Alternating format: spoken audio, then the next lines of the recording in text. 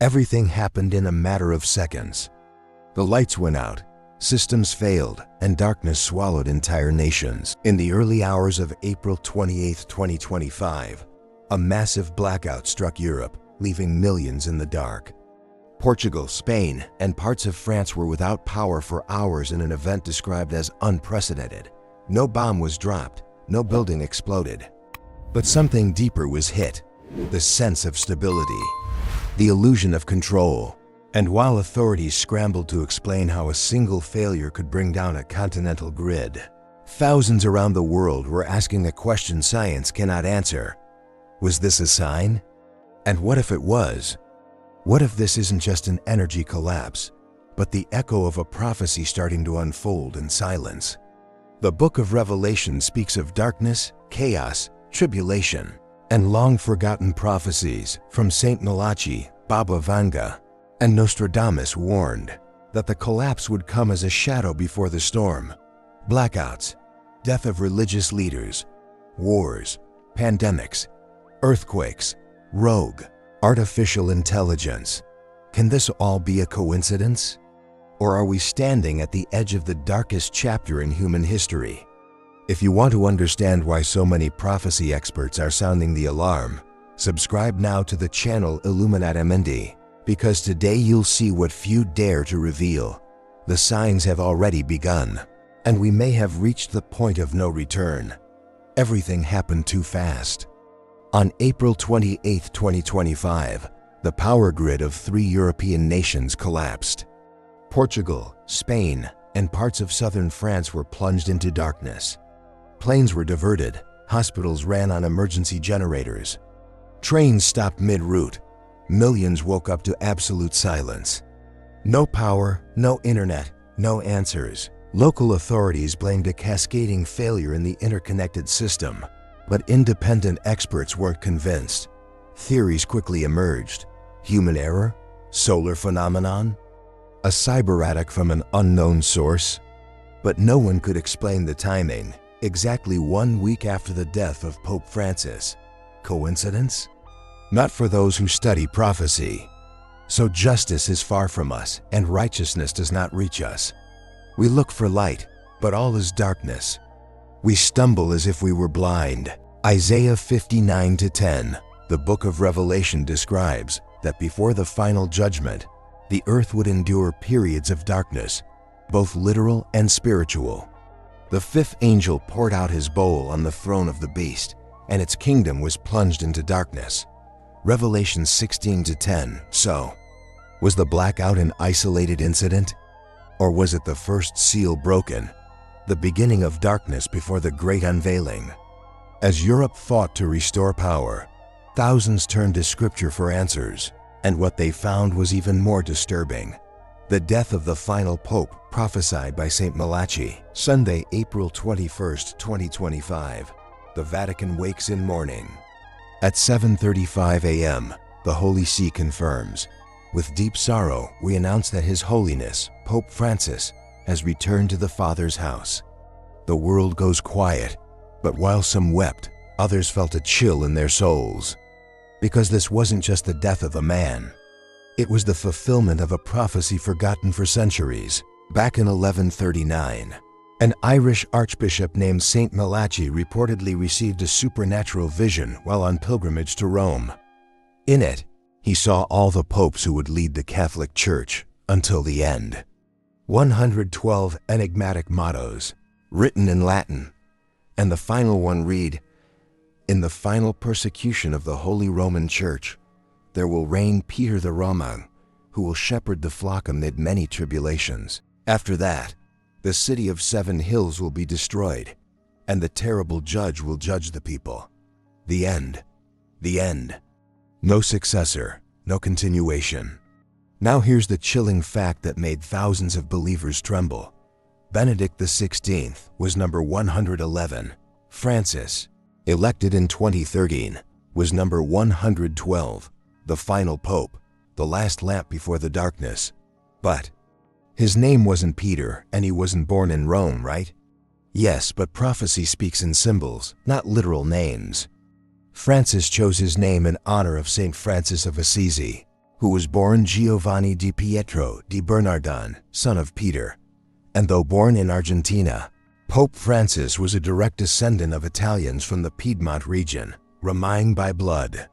As Bishop of Rome, he also carried the symbolic title of Peter the Roman. Too many coincidences? And it was during his papacy that we saw scandals within the church, crisis of faith among the youth, a pandemic that closed churches worldwide, wars, disasters, polarization, tribulation. He will shepherd the flock amid many tribulations. Now with his death, one haunting question remains. If Francis was the last, what comes next? The world is burning. And that's not just a metaphor. In recent years, our planet has been spiraling into a series of events that sound terrifyingly familiar to anyone who's read the prophecies. Wars are escalating, nations rearming, peace becoming just a word in diplomatic speeches. You will hear of wars and rumors of wars.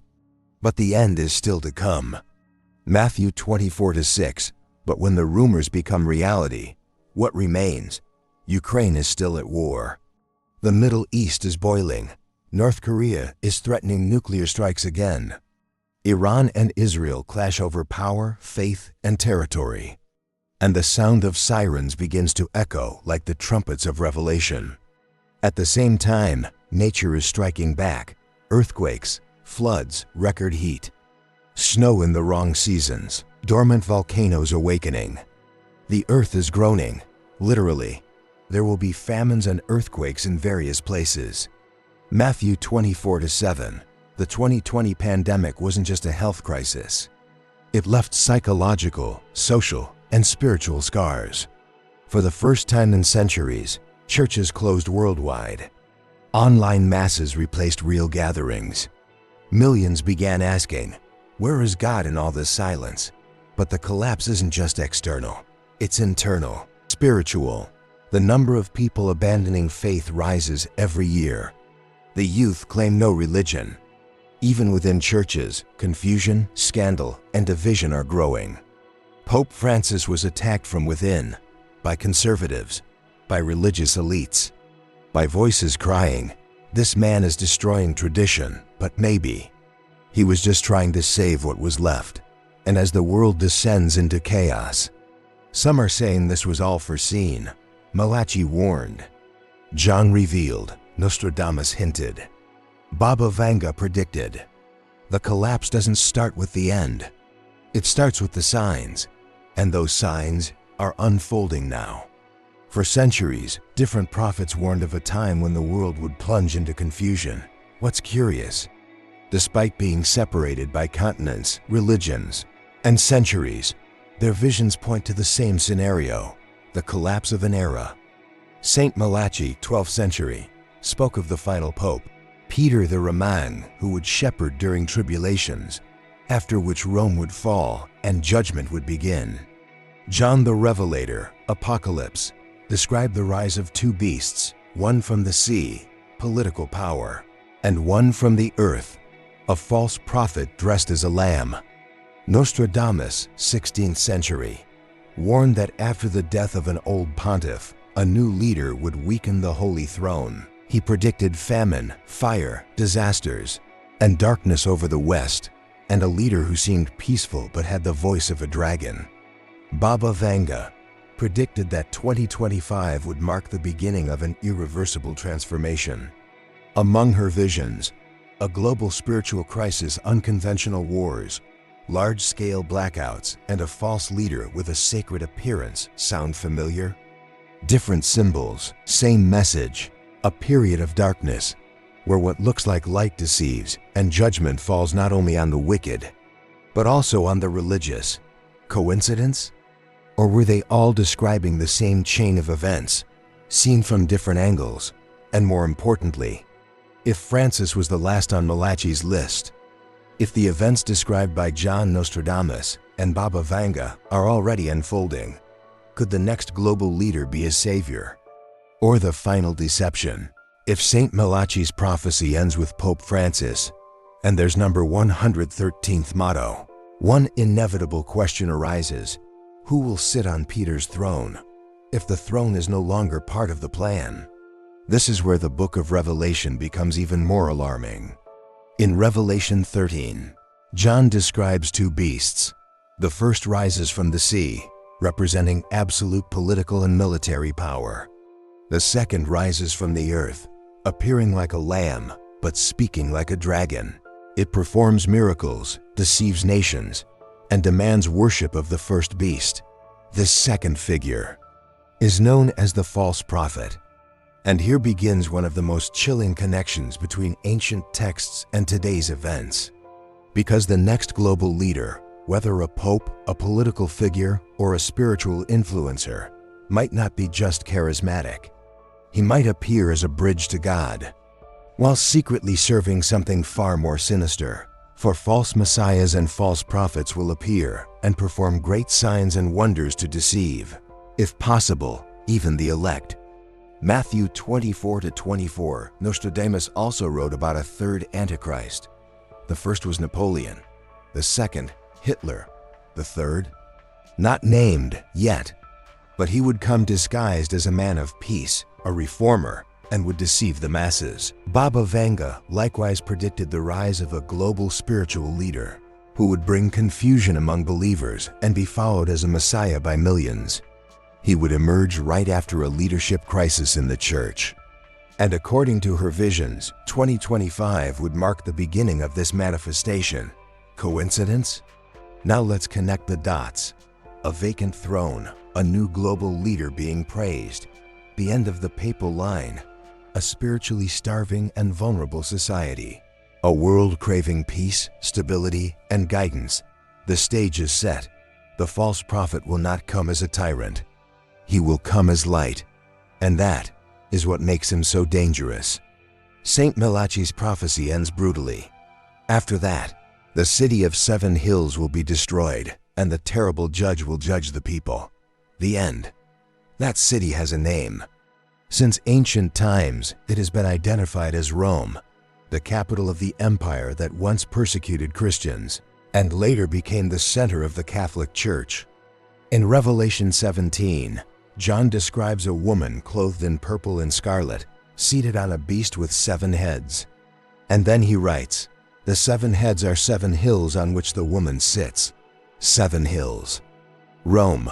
In prophetic tradition, this woman represents a city corrupted by earthly kings, intoxicated with the blood of the saints, a symbol of a once holy institution that strayed from its mission. So when prophecy says she will be destroyed, it might not mean a literal fire or earthquake. It could mean spiritual ruin, institutional collapse, symbolic death, a loss of relevance, trust, and authority.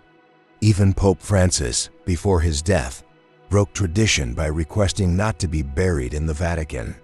He was interred at the Basilica of St. Mary Major, far from the heart of the Holy City. A gesture? A symbol? The fact is, for the first time in centuries, the throne of Peter is empty, and without a clear successor. And if the prophecy is right, no one else will sit on it. The fall of Rome won't be the fall of a place. It will be the end of a cycle. The moment when institutional faith gives way to divine judgment, where altars no longer save and rituals can't protect from what's coming, because the terrible judge will rise, and the time of mercy will give way to the time of justice. The blackout in Europe may have been a technical failure, but to those who know the scriptures, it's also a symbol, a moment that screams inside the silence. There was silence in heaven for about half an hour. Revelation 8-1. This heavenly pause happens right after the opening of the 7th seal, the final one. It's the moment where everything stops, as if even the angels are holding their breath for what's about to come. And it's no coincidence that just as the world lost a spiritual leader, it also lost literal light, electricity, communication, routine. The European blackout wasn't just a power outage. It was a living metaphor for something much deeper, the spiritual blackout of humanity. We're connected to everything except what truly matters. We have light in every room, and yet we're blind to the signs. The world has lost its light. and no one knows when it's coming back. Saint Malachy's prophecy doesn't tell us what comes next. It simply ends with one word: the end. But John's revelation continues. After the silence come the trumpets. After the darkness comes the separation between what is false and what is eternal. Are we living the silence before the sound, the darkness before the blaze? Maybe, but what is certain is that the events unfolding before us are not random. They follow a sequence. They have a pattern. And each passing day reads like a living verse of prophecy unfolding before our eyes. And now, we reach the most important crossroad of this entire video, the place where all prophecies, visions, and symbols collide and force us to face the question most people avoid. Are we living the beginning of the end, or the last chance before it? Because if Malachy was right, there won't be another pope. If John saw clearly, the next leader will be a false prophet. If Nostradamus spoke in codes, the wars, scandals, and blackouts are just the prelude. If Baba Vanga was correct, 2025 is the turning point. But what if this is all a warning, not a sentence? What if instead of surrendering to fear, we woke up to the truth? The apocalypse was never about destruction alone. It was always about purification. The fire that consumes also refines. The fall of Rome might just be the rebirth of true faith. Because even when everything seems to collapse, there's a promise that stands unshaken. But the one who endures to the end shall be saved. Matthew 24:13. Today the world walks toward the dark. But maybe that's only so the true light can shine brighter. Francis is gone. The prophecies are aligning. Silence has fallen over the earth, but the judge has not risen yet. And that is still a sign of hope. Maybe you're wondering, could all of this really be true? Or is it just fear-mongering? But look around. How many prophecies need to match reality before we wake up? How many signs do you need before you stop treating the end as a metaphor and start seeing it as a reality that's already begun? Because the last pope may already be gone. Because Rome may already be crumbling, even if it still looks intact. Because the false prophet may already be praised by millions, and not everyone has noticed. But one question still echoes deep inside. Are you ready? Now is the time to decide. If this message stirred something in you, even quietly deep inside, then share this video with someone else who needs to wake up too. Leave your thoughts, your doubts, your experiences in the comments below. This space exists for that, so we can reflect together. And if you haven't yet, subscribe now to Illuminati, because the next revelation might be closer than you think. And here, with each new video, the truth gets a little closer.